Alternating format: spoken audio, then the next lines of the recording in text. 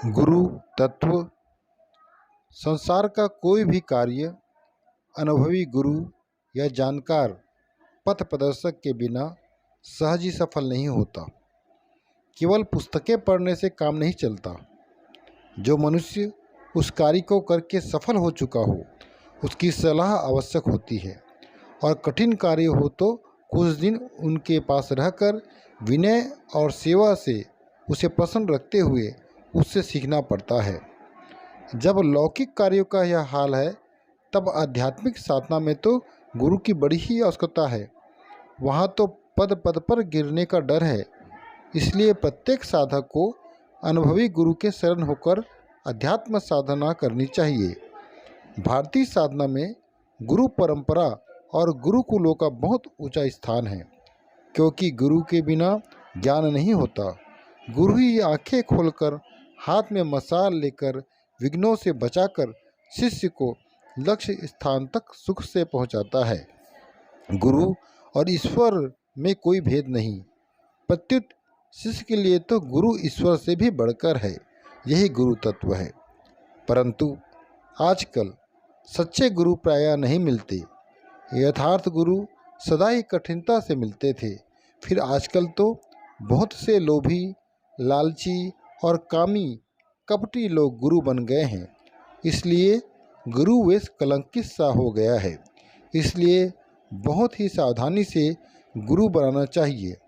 गुरु में इतने गुण अवश्य होने चाहिए: स्वभाव शुद्ध हो, जितेंद्रिय हो, धन का लालच जिसे हो ही नहीं, वेद शास्त्रों का ज्ञाता हो, सत्य तत्व को पा चुका हो, परोपकारी हो, दयालु हो, नित्य जप तप आदि साधनों को स्वयं चाहे लोक संग्रहार्थ ही करता हो, सत्यवादी हो, शांति प्रिय हो, योग विद्या में निपुण हो, जिसमें शिष्य के पाप नाश करने की शक्ति हो, जो भगवान का भक्त हो, स्त्रियों में अनासक्त हो, क्षमावान हो, धैर्यशाली हो, चतुर हो, अव्यसनी हो, प्रियभाषी हो, निष्कपट हो, निर्भय हो, पापों से बिल्कुल परे हो, सदाचारी हो, सादगी से रहता हो, धर्म प्रेमी हो, जीव मात्र का सुहृद हो,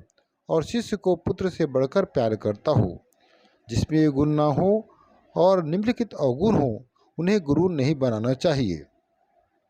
जो संस्कारहीन हो, वेद शास्त्र को जानता मानता न हो, कामनी कांचन में आसक्त हो, लोभी हो, मान यश और पूजा चाहता हो, वैदिक और स्मार्त कर्मों को ना करता हो, क्रोधी हो, शुष्क या कटुभाषण करता हो, असत्य बोलता हो, निर्दयी हो, पढ़ाकर पैसा लेता हो, कपटी हो, शिष्य के धन की ओर दृष्टि रखता हो, मत्सर करता हो, नशेबाज, जुआरी या अन्य किसी प्रकार का व्यसनी हो, कृपण हो, दुष्ट बुद्धि हो, बाहरी चमत्कार दिखलाकर लोगों के चित्त हरता हो, नास्तिक हो, ईश्वर और गुरु की निंदा करता हो, अभिमानी हो, बुरी संगति में रहता हो, भीरी हो, पातकी हो, देवता अग्नि और गुरु में श्रद्धा ना रखता हो,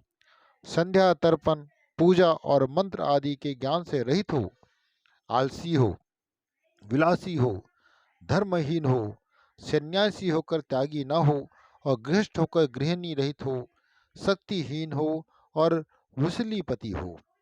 स्त्रियों को किसी भी अन्य पुरुष से दीक्षित होने की या किसी पर पुरुष को गुरु बनाने की आवश्यकता नहीं है। सिद्ध मंत्र स्वामी अपनी पत्नी को दीक्षा दे सकता है। दीक्षा न दे तो भी पति उसका परम गुरु ही है। विधा स्त्री केवल श्री परमात्मा को ही गुरु समझकर उन्हीं का सेवन करे। जो धन और कामनी का लोभी मालूम हो, ऐसे गुरु से तो सदा दूर ही रहना चाहिए। इससे यह नहीं समझना चाहिए कि आजकल सद्गुरु है ही नहीं।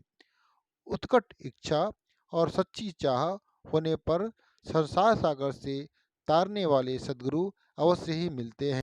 ओम नमः शिवाय। ओम नमो भगवते वासुदेवाय। हर हर महादेव।